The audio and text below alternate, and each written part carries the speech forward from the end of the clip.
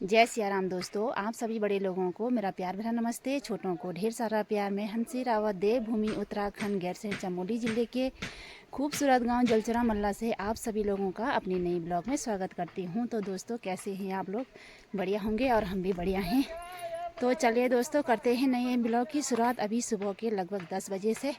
और नई ब्लॉग की शुरुआत हो रही है अभी अपने गाँव से। और हम जा रहे हैं अभी माईथान, जो कि माईथान जा रहे हैं हम बैठक में। तो दोस्तों, पहुंच गई हूँ मैं अभी सड़क में और यहाँ पर गाड़ी भी आ गई है। गाड़ी है देवपुरी से, तो हमने जाना है अभी इस गाड़ी में। तो दोस्तों, अभी उतर गए हम गाड़ी से। कहाँ उतर गए हैं? और ये है हमारे गांव के। उल्टी हो गई है यहाँ। तो यहाँ पर सभी गांव की महिलाएं पहुंच गई है। 10 गांव की महिलाएं।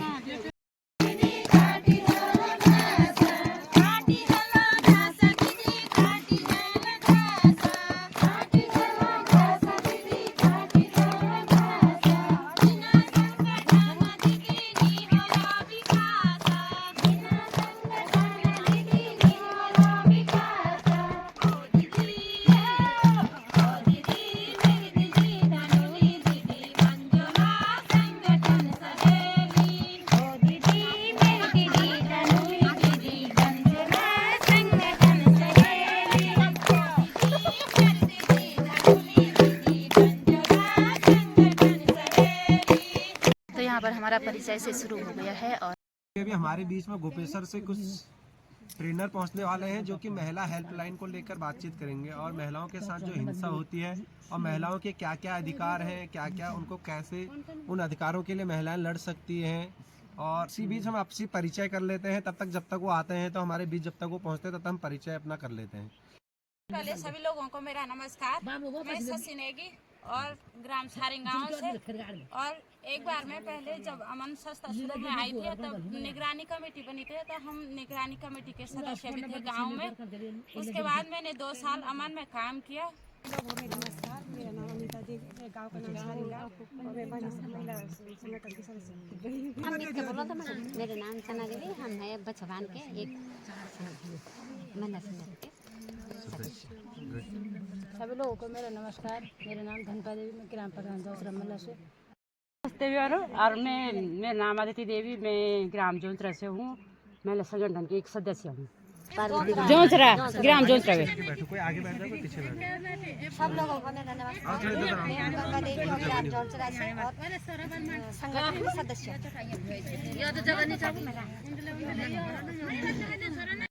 आनंदी देवी, मैं पुष्टानी ताली से ग्राम महिला संगठन की सदस्य हूँ। आप सभी को मेरा प्रणाम। मैं पूजा देवी पुष्टानी ताली से और इस महिला ग्राम संगठन की अध्यक्ष हूँ। सभी को मेरा प्रणाम। मैं नाम जानकी देवी, ग्राम नैन से। मैं ग्राम सरिता देवी हूँ, ग्राम जोंचरा से मैं संगठन की सदस्य हूँ। मेरा नाम है मीना देवी, मैं ग्राम सारिंग गाँव से महिला संगठन की सदस्य हूँ। श्री देवी, मैं सारिंग गाँव से महिला संगठन की सदस्य हूँ। आप सभी को मेरा नमस्कार। मेरा नाम निर्मला नेगी, मैं बछवान तला से ग्राम संगठन की महिला संगठन के सदस्य हूँ। नमस्कार, मेरा नाम सभी बहनों को मेरा प्रणाम। मेरा नाम अनीता देवी, ग्राम काली माटी और मैं ग्राम संगठन की सदस्य हूँ। मेरा नाम पूर्णा नेगी, ग्राम काली माटी। नमस्कार, मेरा नाम गुड्डी देवी है, काली माटी। नमस्कार, मेरा नाम चंदा देवी, मैं ग्राम काली माटी से महिला संगठन की। नमस्कार, मेरा नाम नीमा देवी, मैं ग्राम महिला संगठन की सदस्य हूँ, ग्राम काली माटी से। सभी बहनों को मेरा नमस्ते। मैं ग्राम काली माटी से हूँ। बहनों को मेरा नमस्कार। मैं झुमकेतु से कमला देवी क्या हूँ, सदस्य हूँ। तारा उनका भी सुनो यार। महिला संगठन के सदस्य हूँ। मेरा सभी लोगों को मेरा नमस्कार। मैं महिला संगठन की सदस्य हूँ और गाँव दासिया गाँव। लीला देवी को सभी को मेरी तरफ से नमस्ते। मेरा नाम है लीला देवी, मैं झुमकेतु से हूँ और महिला संगठन के सदस्य हूँ। सभी बहनों को मेरा नमस्कार। मेरा नाम हंसी देवी और बछवान तला से हूँ, महिला संगठन की एक सदस्य हूँ। सभी दीदी को मेरा नमस्कार। मेरा नाम अनका देवी, मेरा संगठन की सदस्य हूँ। मेरा नमस्कार। मैं शकुंतला देवी दास में गाँव में मेरा संगठन की सदस्य हूँ। नमस्कार, मेरा नाम अमरा देवी, मैं ग्राम दास में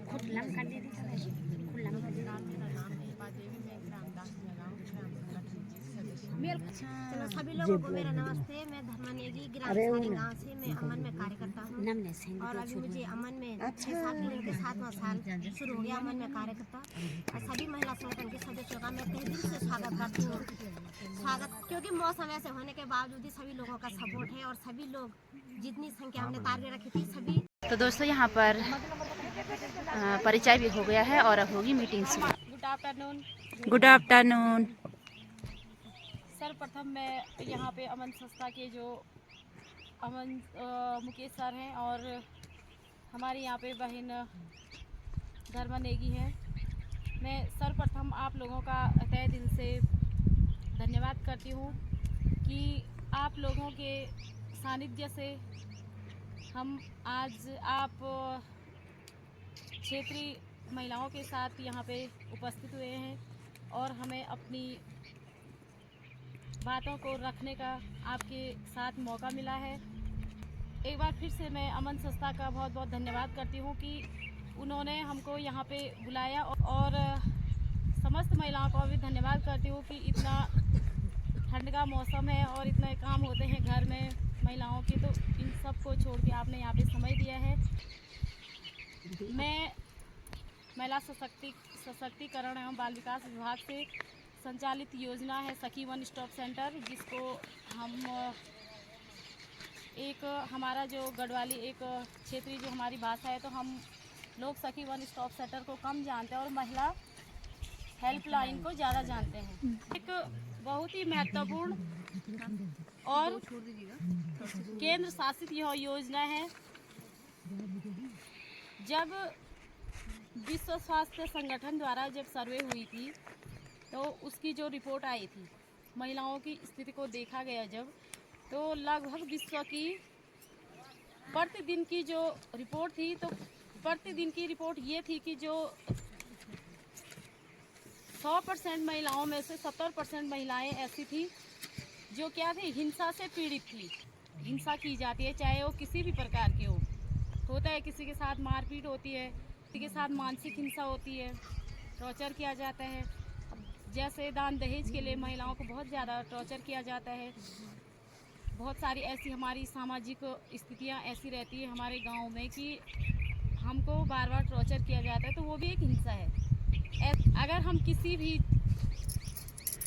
प्रकार से, चाहे वो मानसिक हो, यौन संबंध से रिलेटेड हो, चाहे वो हमारे आर्थिक रूप से, आए दिन हमारा जो सामाजिक परिवेश है, जो हमारे गांव की स्थितियां ऐसी हैं कि महिलाओं की आज भी बहुत दयनीय स्थिति है।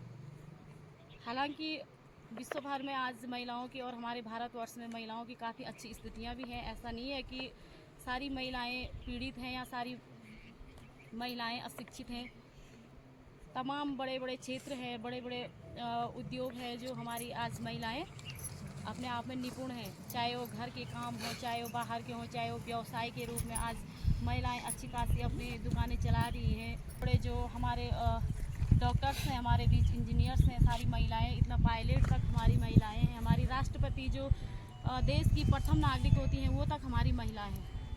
यह भी आती है कि जहां महिलाएं आज इतनी निपुण हैं, उसके बाद भी हमारी स्थिति गांव की कहीं दूरस्थ क्षेत्र है, जैसे अब यहाँ भी देखा जाए तो बहुत दूरस्थ क्षेत्र है।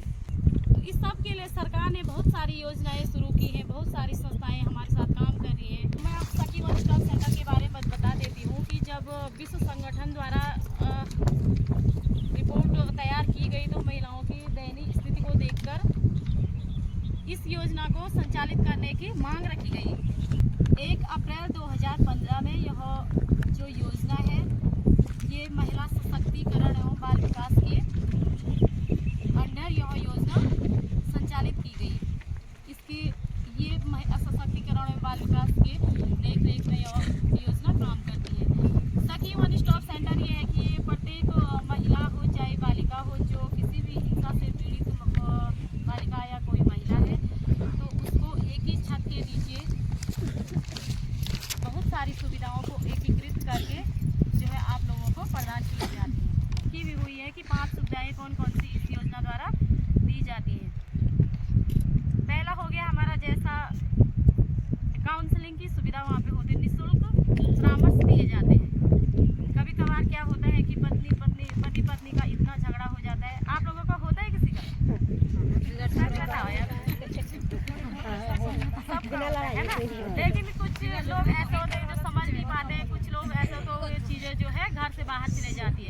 निपट जाता है अपने घर में, है ना। लेकिन कुछ ऐसा होता है कि पुरुष भी समझदार नहीं होते हैं। अब जो ये आजकल हमारा फैशन बन गया है मदिरा सेवन का, भाई शराब हर किसी के घर में आज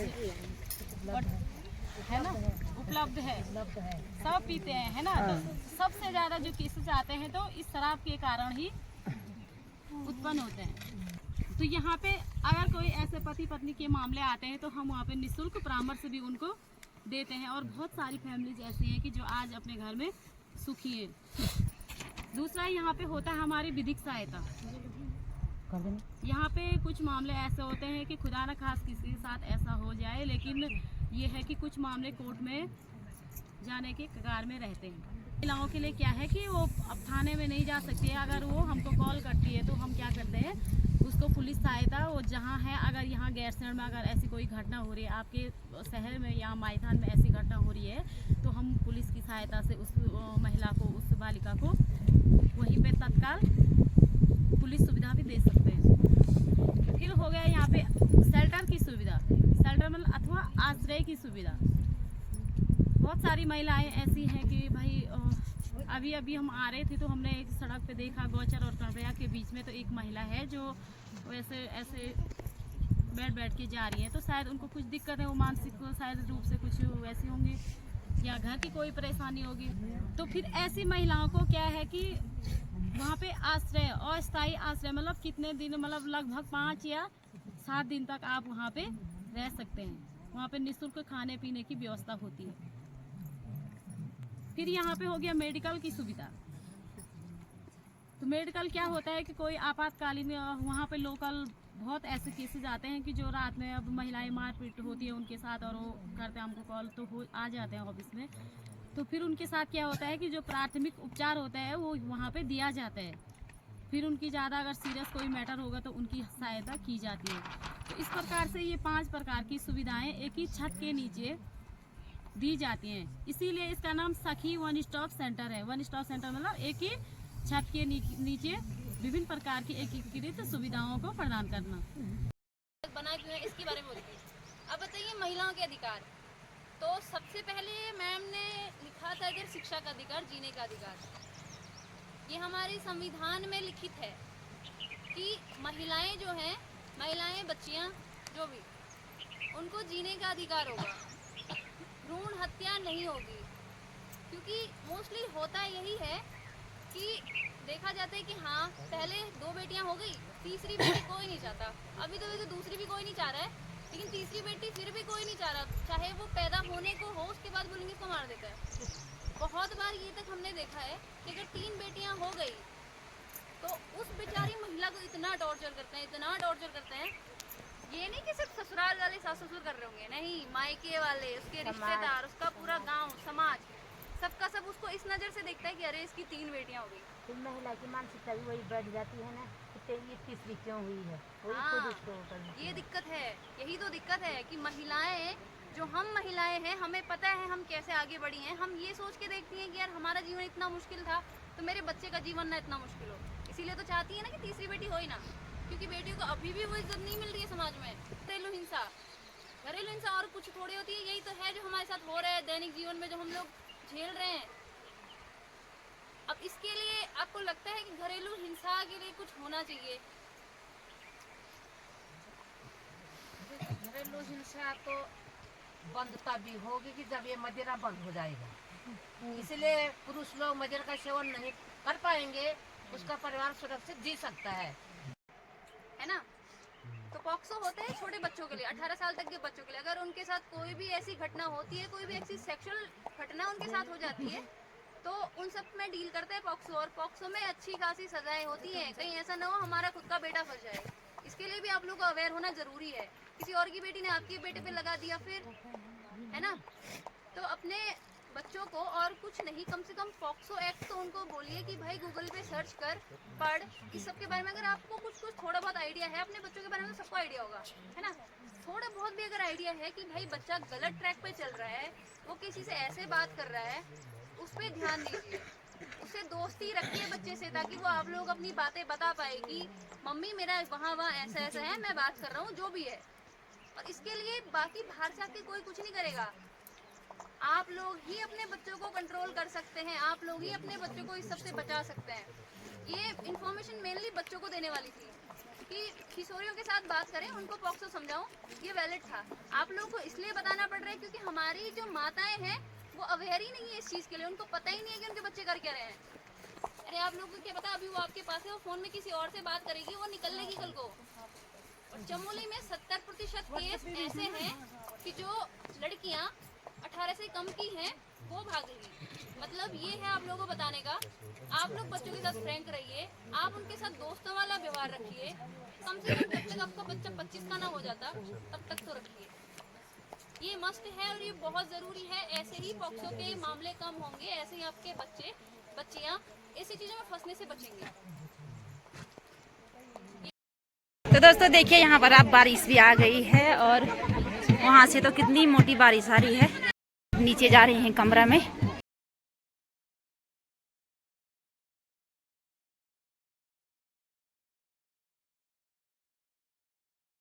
तो दोस्तों अभी देखिए बारिश भी आ गई है और अभी तक हम छत में हो रही थी हमारी मीटिंग, तो अभी जा रहे हैं हम अंदर कमरे में। तो कमरे में होगी अभी बातचीत।